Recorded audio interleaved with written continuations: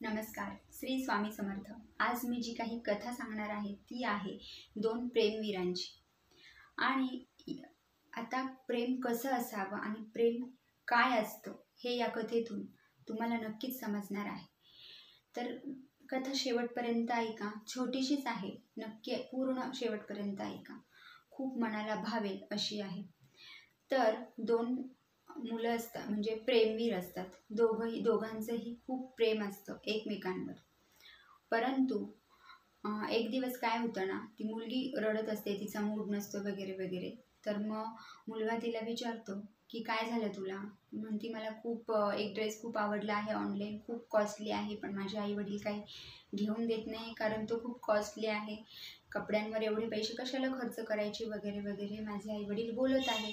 तर मी काय करू, मला तो ड्रेस खूपच आवडला आहे आणि घ्यायचा आहे, असं ती त्या मुलाला सांगते. मग हे झाल्यानंतर तो मुलगा म्हणतो की तू रडते कशाला, मी घेऊन देईल तुला हा ड्रेस, कितीही कॉस्टली असू दे, मी घेऊन देईल तुला.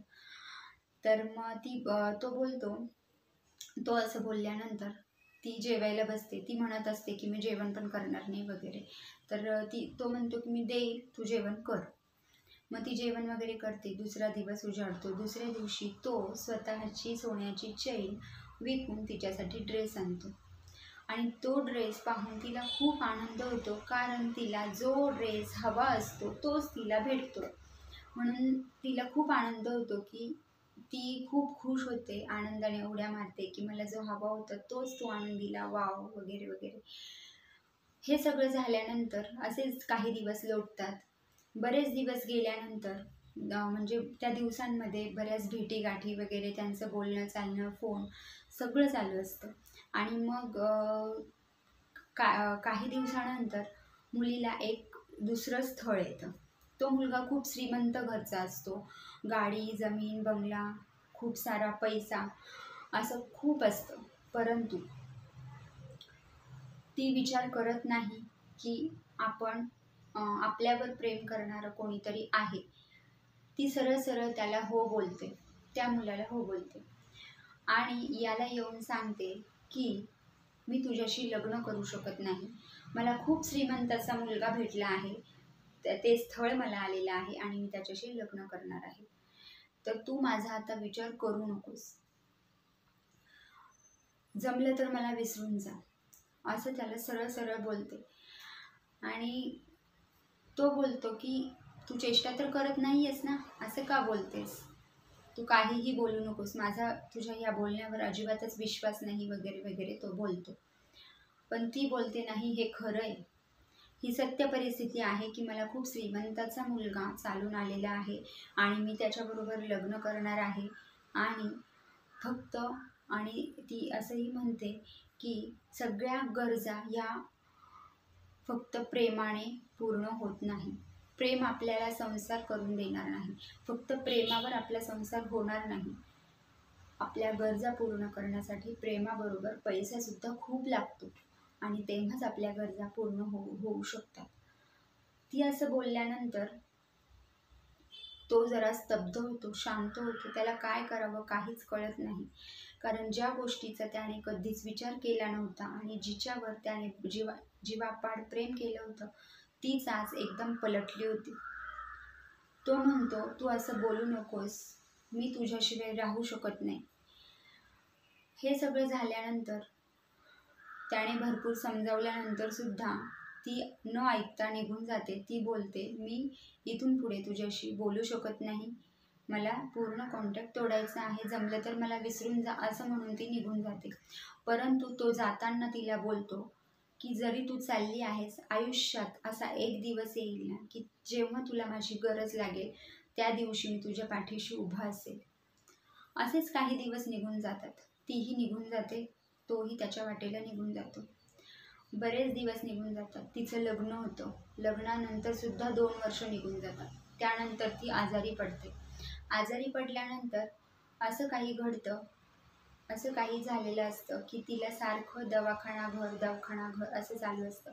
आणि याचं जो मुलगा असतो त्याचं पूर्ण लक्ष तिच्यावर असतं की तिला काय झालेलं आहे, ती कुठे आहे, कशी आहे, सगळं त्याचं लक्ष तिच्यावर असतं, कारण तो तिच्या प्रेमात अजूनही बुडालेला असतो, तो त्यातून बाहेर निघालेला नसतो. म्हणून तो तिच्या प्रत्येक गोष्टीची अपडेट त्याच्याकडे असायची. मग एक दिवस ती बेशुद्ध होते आणि तिला अचानक दवाखान्यात ॲडमिट केलं जातं.